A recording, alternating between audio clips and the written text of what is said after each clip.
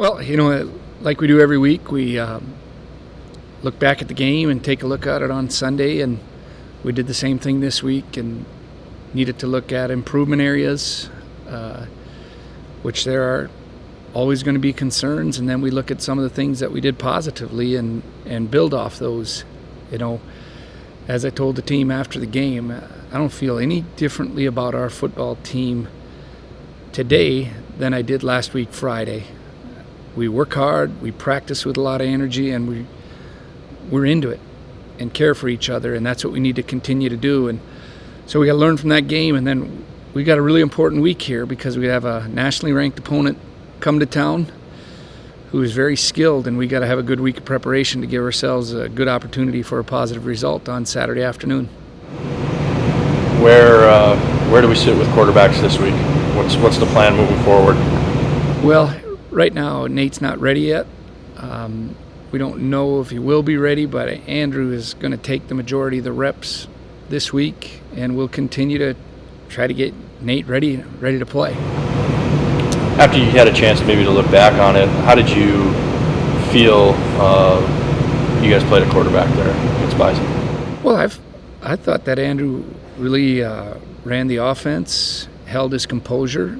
The scoring drive, he was really effective in the scoring drive. We converted some third and longs.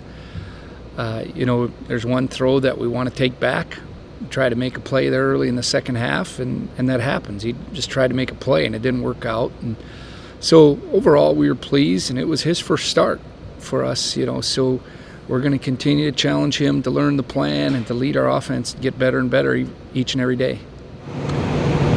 Obviously, with Andrew making a start against that defense, there's probably not too many takeaways that you can take because you probably won't see a defense like that again, especially this week. I don't think Sam is at the level of NDSU. So what do you tell him to maybe ease his mind about how he played?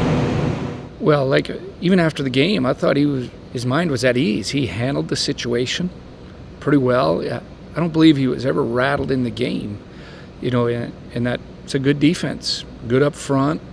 I think he got rid of the ball and put the ball where it was supposed to be, at a pretty high percentage, and played pretty well and took care of it for the most part. With the exception of one throw, we'd like him to throw it away or take a sack early in the second half there, and that happens in football when young guys try to make a play. But overall, we want to challenge him to keep preparing and prepare for this opponent like he did a week ago, because I think he did a really good job of preparation.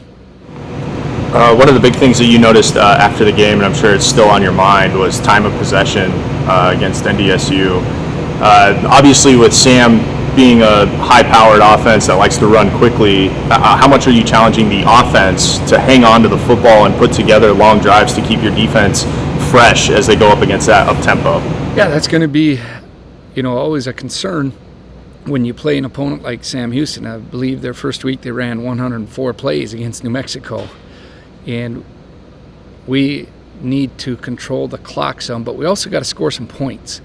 And we got to find that balance between when we want to go fast too and gain an advantage, but we also got to do it by keeping the clock running, moving the chains, and we'll look for ways to do that throughout the week because we got to slow them down. They're a high-powered offense, no question. What do you want to see out of the run game? Maybe you guys haven't quite got it rolling as you would like through 2 weeks. Well, we obviously want to run the football effectively, and we think we can do that. We had a challenge to do that last week. And we'll keep moving forward with the run game. We practice it, and, but however you want to move the football, as long as we can move the ball and move the chains, we're going to be happy with that. Do we have to find ways to spread the ball out to as many people as we can and use our weapons? Yes, we got to do that. So we're going to continue to keep evaluating that and find ways to run the football effectively.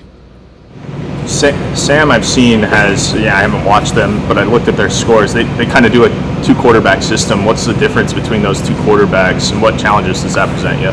Yeah, we're still studying that, but, one of them seems to be a bit more mobile more athletic, but they both throw the ball very well. They both throw it downfield, and both are capable of throwing the football. It just seems like at this point early in the week that they're going to run a little bit more with one of them, but we're still studying that at this time. What do you think of C.J. Segal, who's started twice now, had a couple of pass breakups against the Bison? I thought he played well. I thought he played with, ran with some good receivers, made some plays. I thought he played physical off the edge, made some tackles. Wasn't perfect yet. We'll keep working with him, but I thought he showed a lot of courage and really stepped up to a challenge last week. So we look for him to keep improving and be a solid player for us and keep working on that. Is there more pressure on your front seven or on your back four to go up against an offense like Sam to limit them? Well, it's going to have to be a team effort. As much as they throw the football and spread you out, we're going to have to figure out ways to get pressure on those quarterbacks. We're going to have to figure out how to cover, and you really got to mix it up. I think you got to change the look so they don't get the same look play after play, and when they go fast, that becomes a challenge. But, this is something that needs to be a team effort. We really got to focus on the total plan and everybody knowing that plan so we can get lined up in a hurry and operate at a high level.